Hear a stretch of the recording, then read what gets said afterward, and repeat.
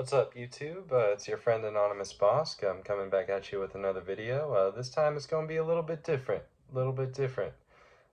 Pretty much all the books that I've shown have all been science fiction or fantasy. There might have been one or two small exceptions, but for the most part, they all sort of fit under that umbrella. And I think it's important as a reader and a collector of books to not get pigeonholed into one genre.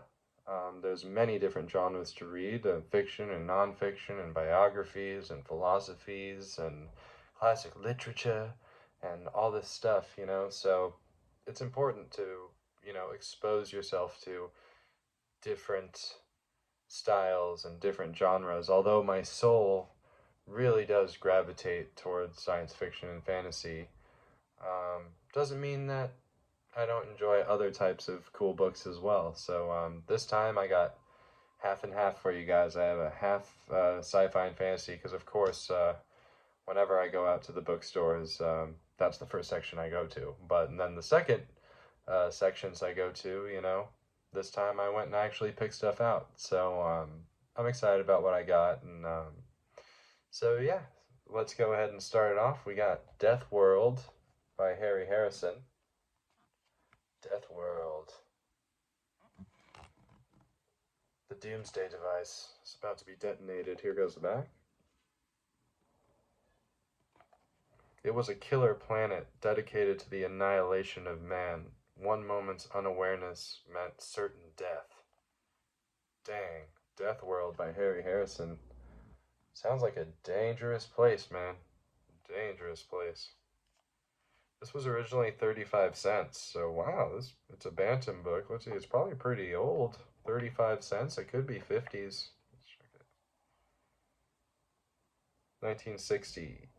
Bantam book published in September 1960, and the copyright is 1960. Oh, this is an early edition. Death World. Harry Harrison. Alright, next we got one by one of my favorites, Frank Herbert. The Priests of Psi. I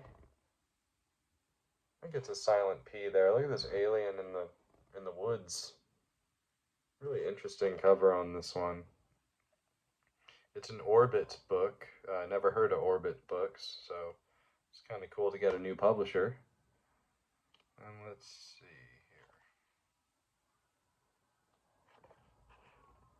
here. This was first published in 1980. And this edition's from 1981, and it's got several stories in it.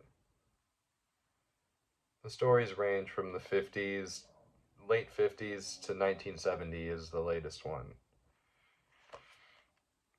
A psychic parasite who hijacks personalities, a couple who discover the house of their dreams, in the wrong dimension, the priests of Psi, custodians of a forgotten wisdom that may exalt or damn mankind completely.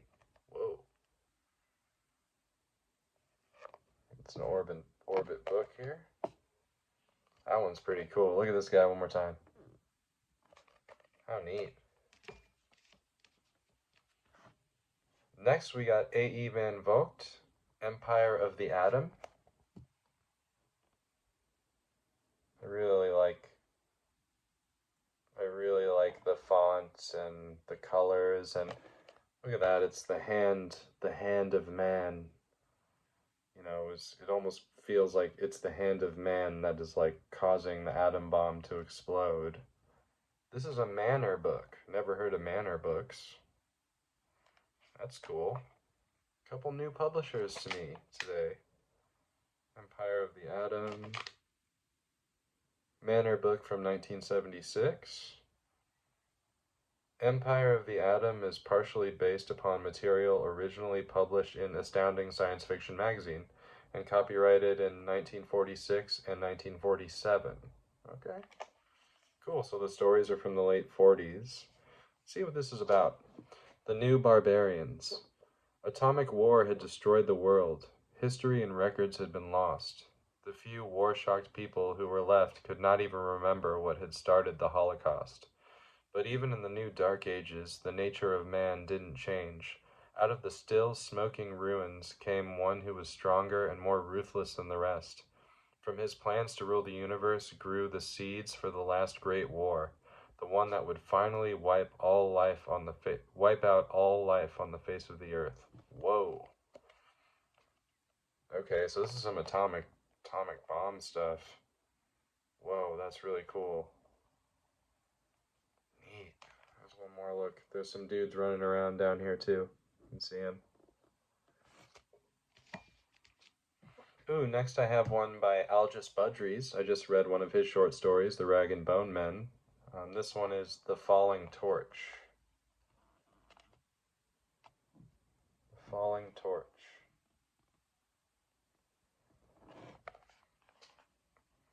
Nice green stained pages. It was 95 cents originally. Let's see.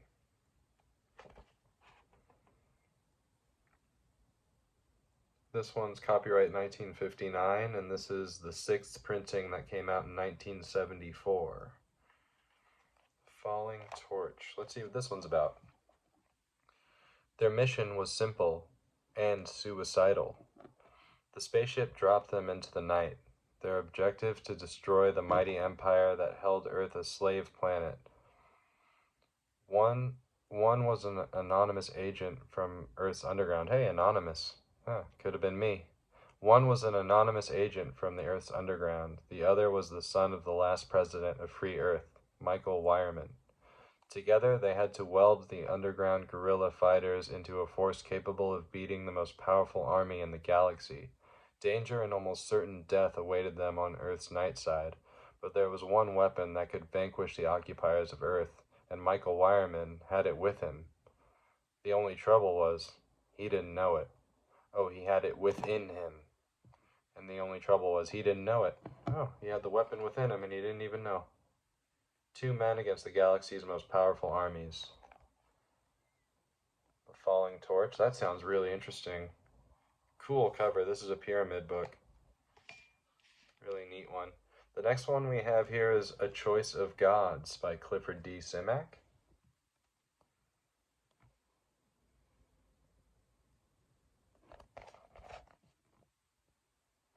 Choice of Gods. Looks like it's a ship, but it kind of looks like a skyscraper a little bit. Choice of Gods. I wonder what this one's about. This is the first paperback publication. The Earth's population was more than 8 billion. One day they were there, the next day they were gone. All except the guests at a family birthday party, a small tribe of American Indians, and of course, the robots.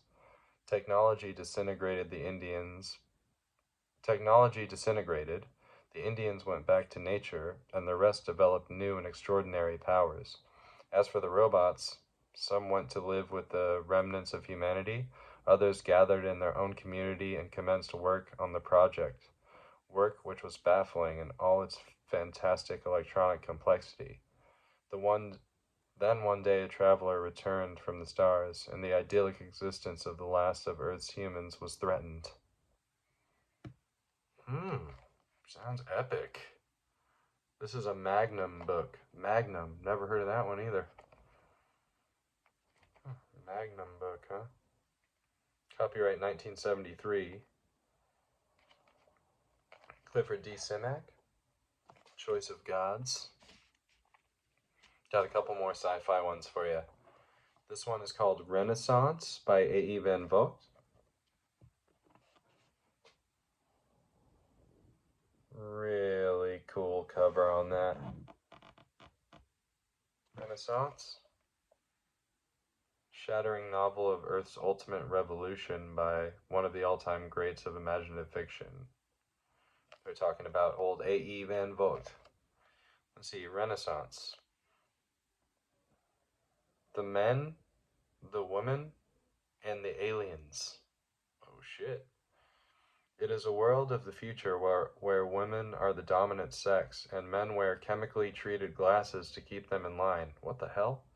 But Dr. Peter Grayson has accidentally discovered the key to his chains, an unnoticeable crack in his rose-colored glasses that liberates him from the tyranny of women. What? Suddenly, Grayson is virile. He is powerful. Women notice him, want him. He is alive. But, unknown to him, his liberation is being monitored by dangerous underground revolutionaries who want his powers to help overthrow the extraplanetary masters of the world. The UT. The UT. UTT. What the hell? Women are the dominant sex and men wear chemically treated glasses to keep them in line. Huh? This is a weird one. Okay, this is a pocket science fiction book. Weird. This has 1 on the number line, so first print. May 1979. Huh. Renaissance, A.E. Van Vogt. Gotta escape from the clutches of the women, I guess? I don't know. That's kind of weird. All right, next one we have Clifford D. Simak, A Heritage of Stars.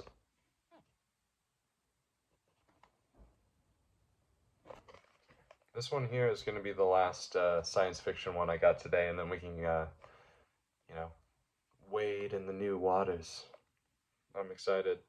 This says, while Earth sleeps her 1,000 years, the city looks starward. Huh. An Adventure of the Far Future by Clifford D. Simak. It was a city on a high rock in a vast plain, on a planet whose glory was long forgotten. The gaunt wardens who roamed the prairie called it Thunder and feared it well, but Cushing, who had read of it in the story, who had crossed an empty continent to find it, knew it by another name, the place of going to the stars. Heritage of Stars. Looks interesting. Kind of like that cover. They got the, kind of looks like a castle or enchanted city on top of a rock. All right, that does it for my sci-fi for today. So if you're, if you're only into science fiction and fantasy, then go ahead and flip me off right now. It's okay. I'll understand. But I do have a few more books that I got today that I'd like to show you guys that are not science fiction. And the first one, I have a Royal typewriter. The brand is called Royal. And when I got the typewriter, someone told me, oh yeah, this was the same typewriter that Ian Fleming used, except he used a gold one. I'm like, damn, he used a gold typewriter that was called a Royal? I'm like, man, this guy is a pimp. And this is the first Ian Fleming book I've ever gotten. It's a James Bond book, and it's Dr. No. James Bond, Dr. No. Bond is back. I really like the movie Dr. No.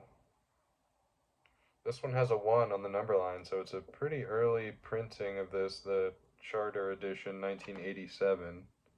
Yeah, so it's definitely a later print of this book. Originally it came out as a Macmillan book in 1958. Bond is back. Burning with hatred and genius, Dr. No has built the greatest death device the world has ever seen. Now he intends to try it out. Only one man stands in his way, James Bond, Agent 007, whose ability to kill is surpassed only by his ability to live. Damn, James Bond, man. Stop Dr. No. That's really cool. Ian Fleming. Ian Fleming's Master Spy, James Bond. The next one I have looks really interesting. It's in the plastic and it's called Wuthering Heights by Emily Bronte. I think that's how you say it. Bronte. It's in the plastic still. I want to take it out.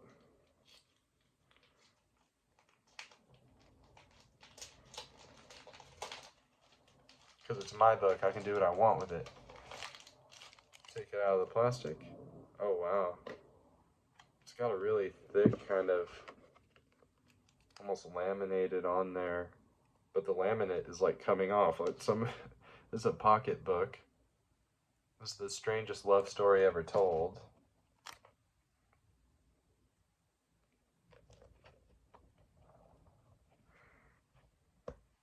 Oh yeah. Wuthering Heights.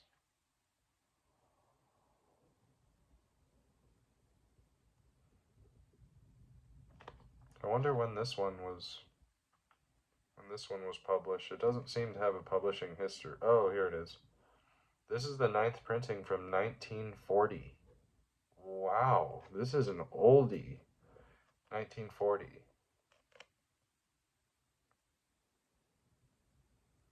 Wuthering Heights is a powerful story in the tradition of Dracula and Frankenstein. Its background is the rugged moorlands of the north of England, and her characters are strange mixtures of savagery and gentleness. Wow! 1940, and originally the first printing was 1939, so this is a pretty old one. Give you another look at that, Wuthering Heights. I'm excited to check that out. That one's really neat looking. This is the first of a couple by this author. I've looked him up. He has a book called Kiss Me Deadly. I believe it's called Kiss Me Deadly, and the author is Mickey Spillane. I want Kiss Me Deadly. They didn't have it, but they did have this one, Survival Zero.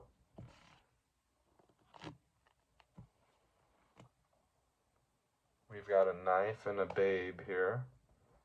The skull-smashing new Mike Hammer adventure. Better than ever. Mike Hammer, Mickey Spillane's greatest detective hero, whose fans number in the hundreds of millions the world over, is back again, in a whirlpool of evil, filled with sex, drugs, mangled corpses, perversely cunning killers, wild and willing beauties, and a gigantic plot to destroy the USA. Spillane has never been better, and the action never rougher than in Survival Zero. Taut, tense, excellently, highly recommended. Survival Zero. Hey, that one sounds racy, man. We're gonna have a little bit of sex, drugs, and rock and roll in that book. That one's cool. It's a mystery book.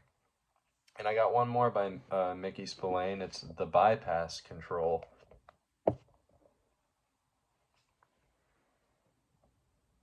The Bypass Control, a brand new Tiger Man thriller.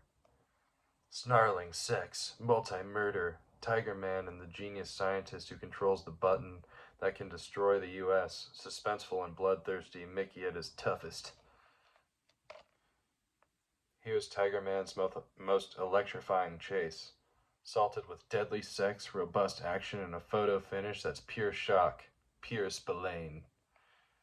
Sounds cool as shit, man. Yeah, Mickey Spillane, The Bypass Control. First time in paperback. It's a Signet book. 60 cents originally. Copyright 1966. And this is the first Signet printing from 1967. That's cool. And what about Survivor Zero is also a Signet book, 75 cents originally. Copyright 1970, and this is the first printing from 71. These are cool. The Spillane books. And I have one more. It's gonna be a Western, baby. Louis L'Amour? How the West Was Won? Was it L'Amour?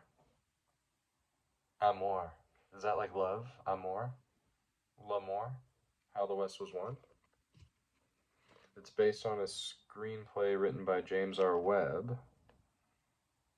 The world's greatest epic of human courage and endurance, the whole brave saga of the men and women who push relentlessly forward against the storms of nature, savage bloodshed, torture, danger, and death to win the wide shining lands of the rich and beckoning West. Yeah, baby. How the West Was Won. That's pretty neat. I've never read a Western.